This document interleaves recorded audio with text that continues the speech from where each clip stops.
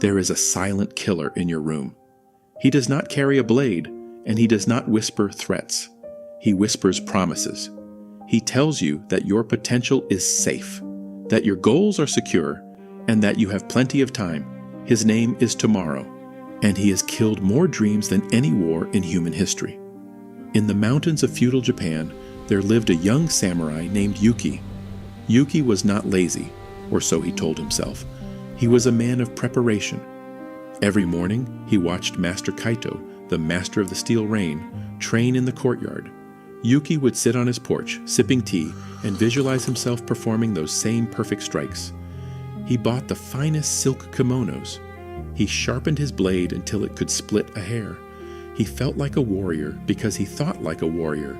But Yuki was a ghost. He was playing at life. He spent hours speaking about his plans to revolutionize the sword styles of his clan. He imagined the glory, the honor, and the victory. He truly believed that having such high ambition would naturally lead him to greatness.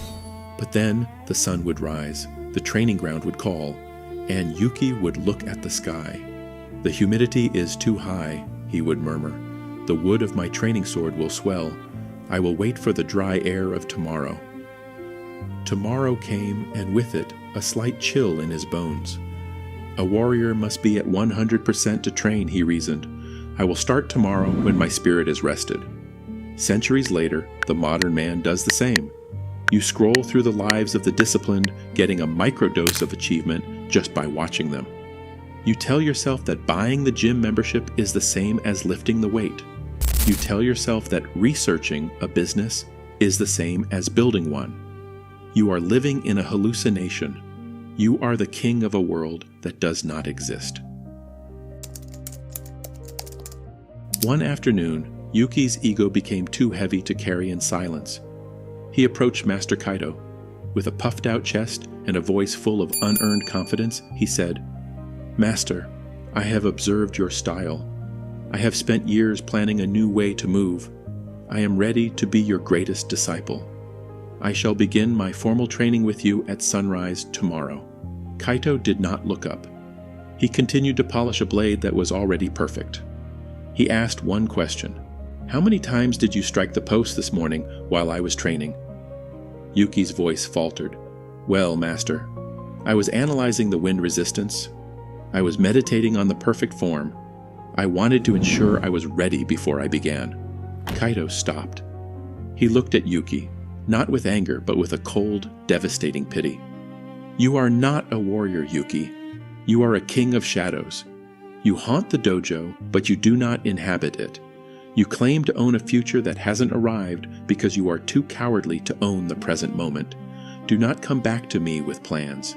Come back to me with calluses."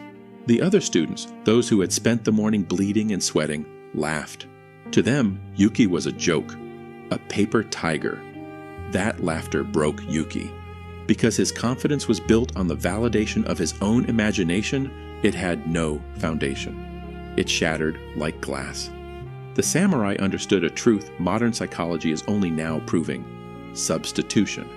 When you announce your plans to the world, or even to yourself, your brain releases dopamine as if you had already achieved them. Your brain cannot tell the difference between the dream and the deed. By telling everyone what you will do tomorrow, you are robbing yourself of the hunger to do it today. Yuki fled. He retreated into the frozen mountains of old Korea, seeking the Seion warriors who lived in the silence of the peaks. He arrived at a monastery shrouded in mist, hoping for a secret technique that would make him great without the pain. He found an old monk sitting under a frozen waterfall. The monk didn't speak of glory. He didn't speak of tomorrow. He told Yuki to stand in the ice water and hold a single stone. "I will do it when my breath is ready," Yuki said, shivering. The monk pushed him into the water. The shock was absolute. The cold didn't negotiate. The water didn't care about Yuki's plans or his rested spirit. In that moment, the future vanished. There was only the freezing present. The Seion warrior knows that today is the only time that has ever existed. To wait for motivation before beginning is like waiting for the weather to be perfect before starting a journey across the sea. You will die on the shore. Motivation is a lie. It is a feeling, and feelings are as fickle as the wind.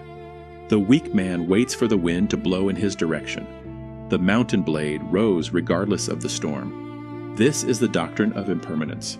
Everything dissolves, your youth is fading, your health is a temporary loan. The opportunity you have today will not be there tomorrow. If you treat your life as if you have an infinite supply of tomorrows, you are committing a slow, quiet suicide of the soul. Yuki returned to the village, but he did not go back to his tea or his silk kimonos.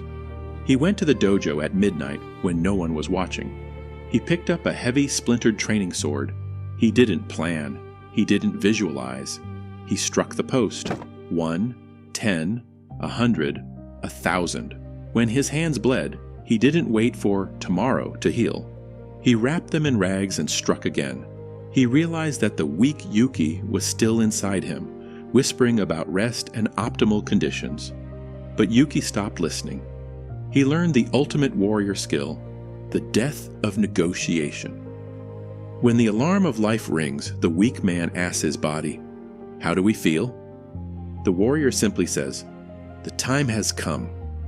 A year later, the student who had laughed the loudest challenged Yuki. This student was talented. He was fast. But he was still the same man he was a year ago. Yuki was different. Yuki had folded his soul through daily repetition, just as a smith folds steel to remove the impurities. The duel lasted 3 seconds. Yuki didn't use a revolutionary strategy. He used the simple, humble power of a strike he had practiced 10,000 times while the world was asleep. He didn't win because he was ready. He won because he had removed the word tomorrow from his vocabulary. Modern life is a conspiracy of comfort. It wants you to be balanced. It wants you to be gentle with yourself. It wants you to believe that your potential is a fixed asset that will always be there. Bushido destroys this lie. It demands alignment. It demands that your word and your action are the same thing. If you have been saying, "I will do it tomorrow" for a week, a month, or a year, look in the mirror. You are looking at Yuki before the fall. You are a king of ghosts. The mountain blade does not boast. He does not seek recognition. He simply acts. He knows that consistency is the only forge that creates integrity. Steel becomes resilient through folding, heated, hammered, and folded again. Gaps create brittleness. Inconsistency creates a man who breaks under pressure. You do not lose your future in one dramatic collapse. You lose it in quiet, daily inconsistencies. The snow is falling. The mountain is waiting. The sword is in your hand. Kill the dreamer. Become the doer.